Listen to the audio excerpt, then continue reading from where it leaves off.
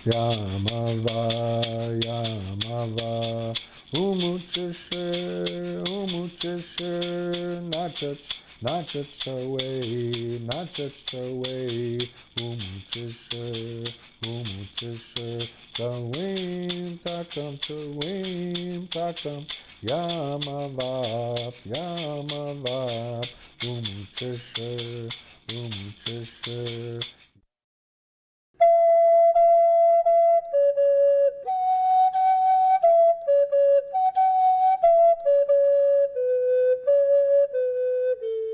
California today is a collection of people from everywhere because it's a great place to live.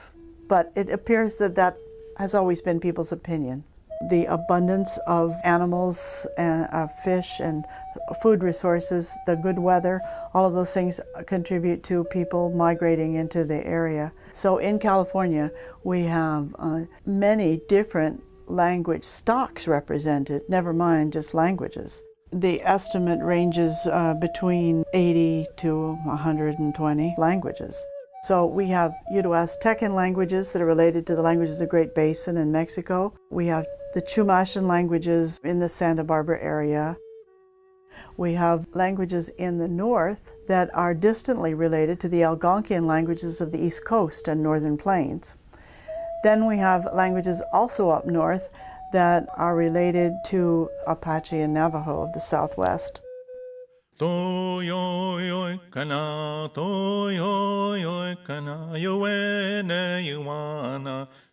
language came from our Creator. It's the language of the Creator for us to use. And so that's why I guess you'd say it was sacred, that people feel very strongly about it. Language, to me, is kind of like glue that holds our culture together. And we have all these aspects of material culture and spiritual stuff and songs and dances. But the common thing that glues all that together is language. Our language is who we are. It's our identity. It connects us to our people, to our traditions. If we have rituals that we carry on, we need to use the language because our Creator, who we call, from what I was raised in, Yaka'apade, does not speak in English. He speaks in our language. Language is a cultural carrier. So without it, you're using an enemy's language, right, to express yourself within culture, to express your culture. And it doesn't work.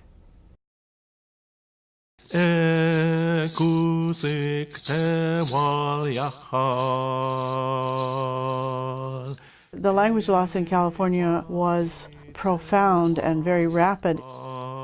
Things that have contributed to the language loss, most especially, was genocide, was just the loss of life, rapid loss of life, and the social disruption that followed, which really stopped effective transmission of culture and language from one generation to the next. And that was further impacted by efforts of the United States government to put Indian children in boarding schools, to forbid the Indian language being spoken in public schools, and also by the decision of Indian people who wanted to protect their children from prejudice, to have them basically hide the fact that they were Indian and speak only English. So there's a number of factors that have contributed to the language loss. A lot of the communities in California, they have been so decimated from contact both with Spanish and from the gold rush that their languages are in a dire situation. So they may have less than 10 speakers or maybe no speakers at all. So my community specifically, we do not have any known speakers at this point. I asked my father, why didn't you teach me? And not trying to blame him or anything, but I was just curious. And he said, well, I was part of the relocation program. I went to the city in San Francisco, and we were trying to make sure that you kids learned English. We had a split on our reservation of those who wanted to completely forget their ways. This is kind of putting it simply. And those who were traditionalists. and my family were a tradition. The great-grandfather, Lamsa, his name was Francisco Morongo. He was the Kika, and the Kika is the leader. At that time, he was the Kika. And this was before 1906, because he died in 1906. He told the people that he advised them to change, that they were going to have to change because the world was changing. And that in order to be successful in living here, that the people were going to have to learn the new way. But he went on to say, and I've heard others say the same thing, that is to never forget your heritage, never forget where you came from, and your language. Don't forget your language, because if you do, then your people will be lost. There'll be a chupkim, which are lost people, and that that happened.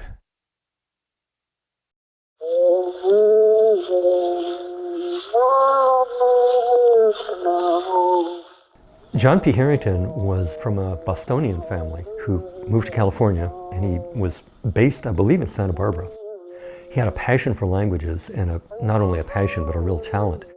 He became a linguist, and about the beginning of the 20th century, up until his death, really, I think in 1961, worked to record California and other Indian languages.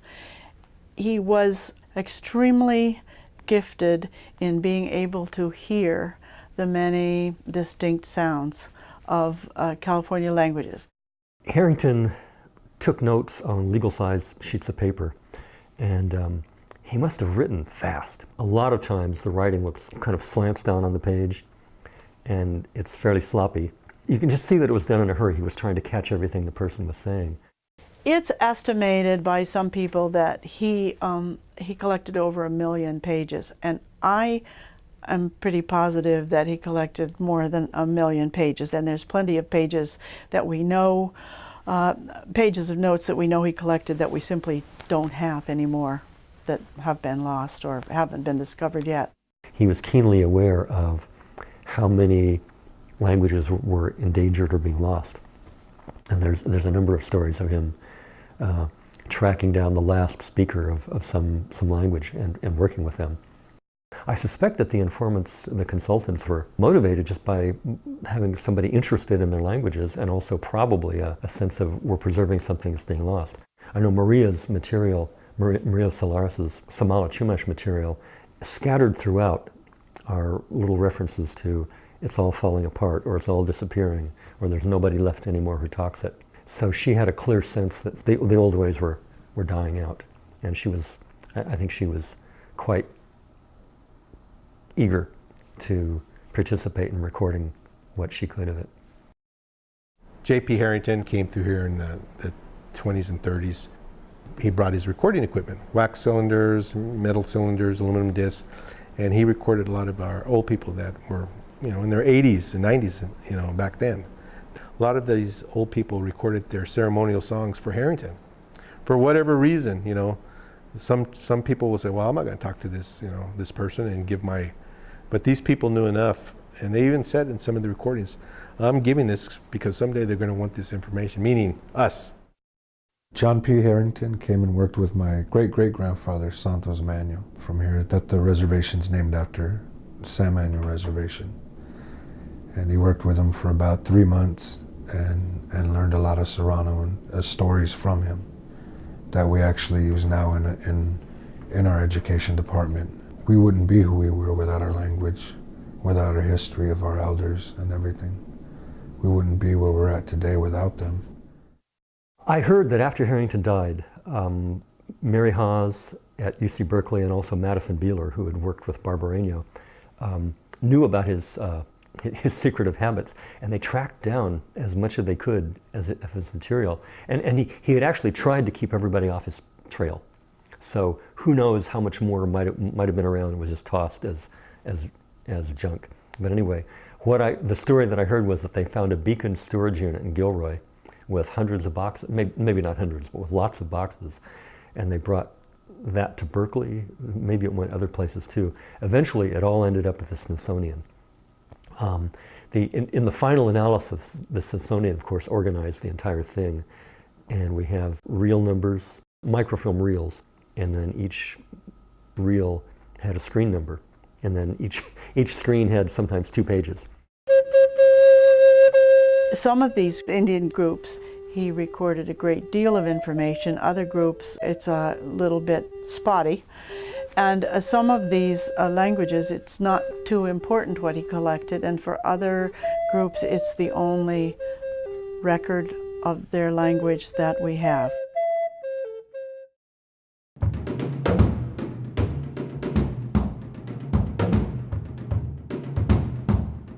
Really, by the middle of the 20th century, there were a lot of people in California who were totally unaware of there being Indians in California, or of being very many Indians in California. And in the 60s and 70s, there were bilingual efforts to allow children to learn to speak Indian languages or Spanish in school. I first started learning languages. I was part of a cultural pilot project in elementary school. 1974 through 1979, there was an agency in Eureka called Project NICE, Northern Indian Cultural Education. And what they did was they introduced cultural education in 6 counties. And I was fortunate to be one of them. And we had a man named Jesse Frank come into the schools, and he worked with us youth for an hour a day, 5 days a week for 5 years. Later on in life, when I turned like 20 or so, in the 70s, I started talking to the elders, and then they started teaching me the language. The way I got introduced to Kumeyaay is my teacher is Jane Dumas, who's the Kumeyaay elder from Hamul. And I've been learning actually ethnobotany or plant uses from her and different plants. Driving Jane around to different places, we would go with different other elders. And in the car driving around, they would be speaking Kumeyaay, and I'd listen to conversations in Kumeyaay. The early 1980s, Leanne Hinton, who became a professor at UC Berkeley in the linguistics department, began working with California Indian people on efforts to language revitalization. She certainly is not the only person, but one of the most important people, I think.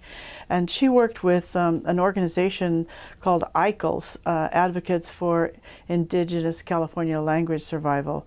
And that's an organization made up completely of California Indians, with the Board of California Indian People, and Leanne Hinton is on their board member as well. In the late 80s and early 90s, Chairman Maccaro was working with Rincon on developing a center that housed materials on Luiseno language and culture. And he was aware of the Harrington Notes then, and he did start going through them. And I believe at that time he was learning or becoming a singer, learning the songs, and he realized in Harrington's material there's song texts and things like that. I happened across a book called An Introduction to the Luiseno Language, written by Volana Hyde, and this was in the 80s, I guess. And I thought, well, I wonder whether she's in the phone book, and I looked her up, and she was. And I called her and I said, I'd like to learn more about your language, and she said, okay. I went over there, and literally it must have been every week, at least to start with, from like 9 o'clock till 4 o'clock in the afternoon, she would talk to me in Indian. And he worked with her for about 15 years, and what he would do is just sit with her and let her just do stream of conscious, an interview where he maybe bring up a topic and she'd just talk about it, and he'd record her.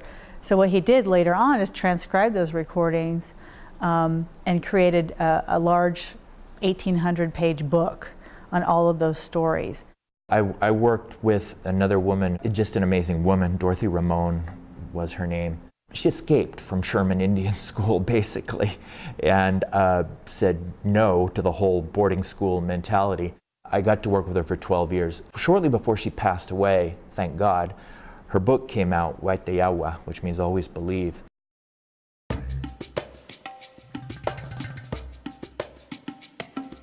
I became familiar with the Harrington Project when I was an undergrad at UC Davis.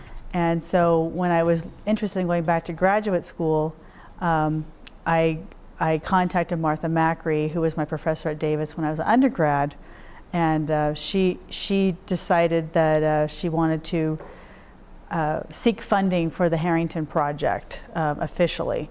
And so she said, if you come back as a graduate student, I will fund you through this project. And so I became the guinea pig for that database project. And I agreed to start with Luiseno because that's the language spoken from my hometown. And so I started with that.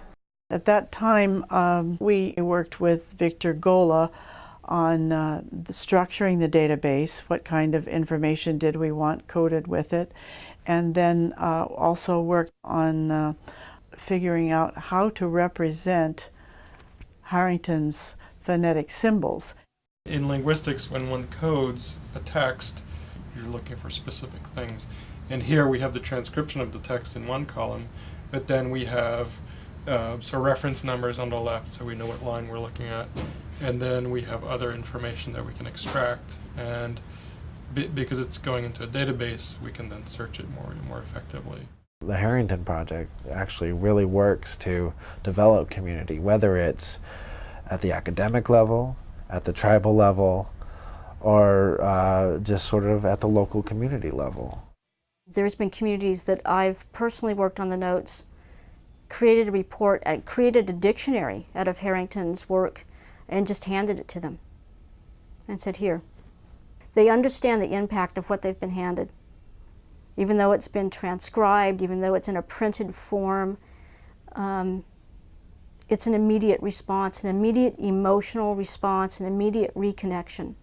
To see that it's their grandmother's words, their auntie's words, their grandfather's words. It's no longer a piece of archived linguistic or cultural information. This is their family speaking to them again. So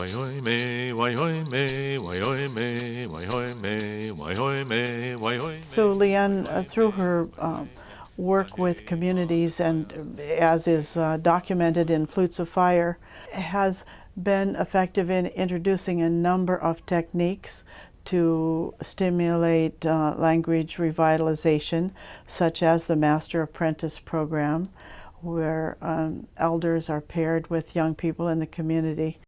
And so what we would do is, with the help of Leanne, is train the speakers to be teachers and to train the apprentices to be learners.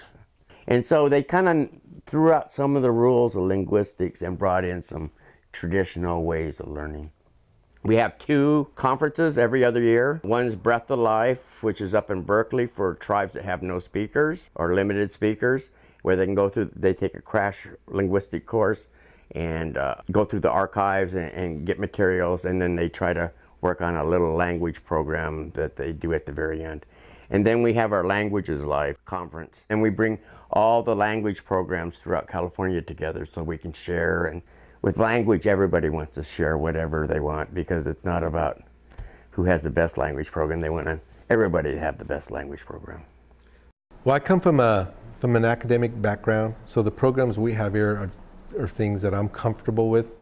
We have our own school, preschool to 5th grade. I'm a founding member of the school board, so I was there in the very beginning, and my daughter attended the very first preschool. She was 2 years old, and she can read and write Luiseno. She's not a native speaker, but she's much better than I am. You know how things sometimes just come together in the universe, and that's what happened. And the school was opened, and I've been there since day one. I love working with kids. My dream is to walk into that school and you hear nothing but Indian. We don't have that yet. But we do have lots of interaction being done in Luiseno, actual learning in Luiseno. So it's not just a 15-minute block every day that we dedicate to the language. We're learning our multiplication facts in Luiseno. We have Serrano Revitalization Project that's happening right now. We have about 20 students from ages 5 to 12 that are learning the language right now, and we have teenagers, probably around 10 students that are learning the Serrano language right now. We have 3 different linguists that we work with. One linguist's name is Marcus, who worked with them. He's been with the reservation and our education department for over 5 years, actually working with Ernest Siva, learning our Serrano language. We formed, well, it's my wife and myself formed this organization, a nonprofit. We call it the Dorothy Ramon Learning Center. Dorothy Ramon was our last speaker, pure speaker, and we want to do something in her honor. Sharing is part of our motto, to save and share, rather than just to preserve and then that's it, you know. Sharing is half of the deal, to make it available for those who really want to know.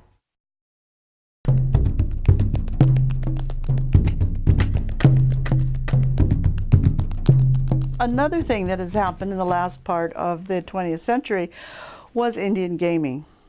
And that has put money into the hands of a number of tribes that were successful with their gaming endeavors, and has really had several results. One is just that the people of California who know where the casinos are have to acknowledge there are a lot of Indian communities in California.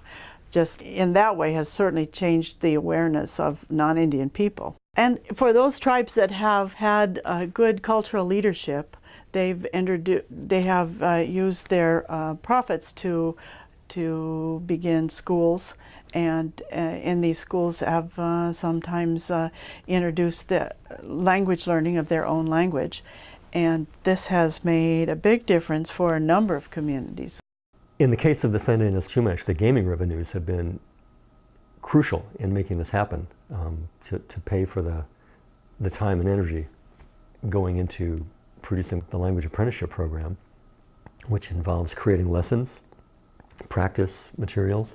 Before that, I redid the old dictionary, the dictionary that had been my dissertation. I reworked it, retooled it into something that was user-friendly. Now, in addition, I produced a translation of, I think, about 150 stories in Samala, you know, line by line Samala with English on the other side. San Ynez Chumash kept me really busy over the last several years. Tribal gaming, the way it affects us for our projects here, cultural resources, and for Pechanga, the way I explain it to when people come here and, oh, you guys have these big casinos and all this business, and I said, you see this building we're sitting in, this room right here? These were paid for by tribal taxes. And so that's what this business does. It allows us to run government programs, projects, infrastructure, whether it's a brand new water system for the tribe, our school, you know, our electricity, my salary. So that's what we would not be able to do what we do without, you know, the business going on right now. And that's a fact too. I think the gaming, the revenue economically really helped the reservation, and it helped start this education department, because without that we wouldn't have the funding to have what we have here, and we really need to appreciate it. And I think being here up in the education department, it's really benefited the kids, because we have the means of actually making these books and making a dictionary and having the linguists up here and having the tutors to teach these kids.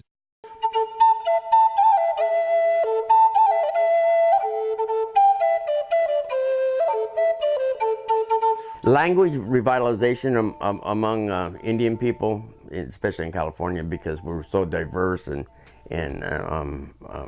widespread, that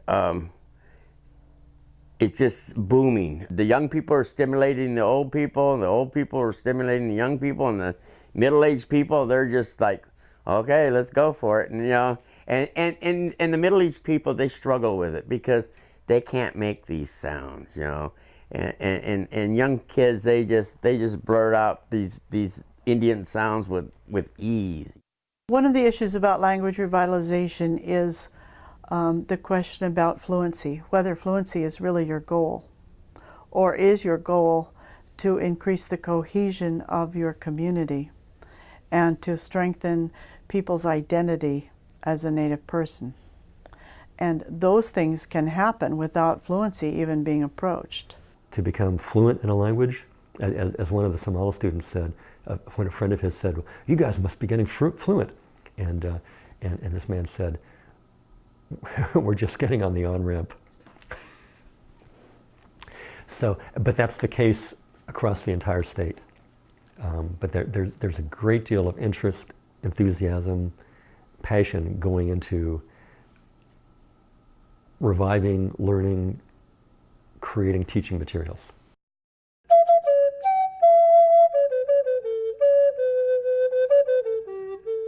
I think it's really difficult for a non-native viewer to understand what this process really means. I mean, one thing about people that are non-native in this country is they're foreigners. They've come from somewhere else. Their land base is somewhere else. They have been encouraged to lose whatever language that their great-grandmother or grandmother came to this continent speaking, and learn to speak American English. For Native people, this is their land base. This is their homeland. So to be divorced from your language and your culture on your own lands, when it wasn't choice, and they didn't choose to migrate, they didn't choose to lose a land base if they're not living on it, it was taken from them. So what the Harrington Project has meant for many people is giving back what was taken from them. Giving back language, giving back culture. And we've been giving back in a way that we're not asking for anything in return from them. We're just giving. I think you got to take control of your destiny. And you can't rely on consultants and outsiders and linguists to do the work for you and say, well, you know, we hire you, now save us. You know, you have to take ownership of this. And right now, that's what we're good at too.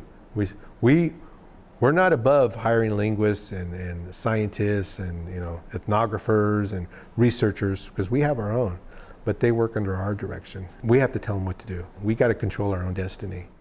Personally, it is very important for me to study and learn about the Esalen language. That's the language that I focus on, because for one, there was a time when Esalen people were thought to be extinct, and we were actually the first people and the first language in California that I believe Kroeber said was extinct.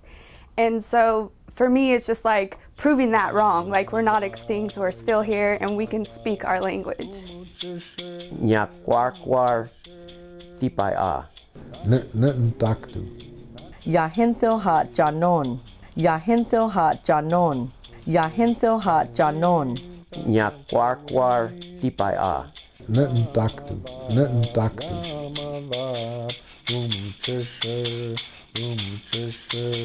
Yamava.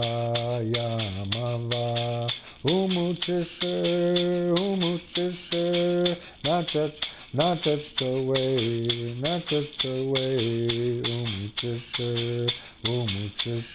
Sawim tatam,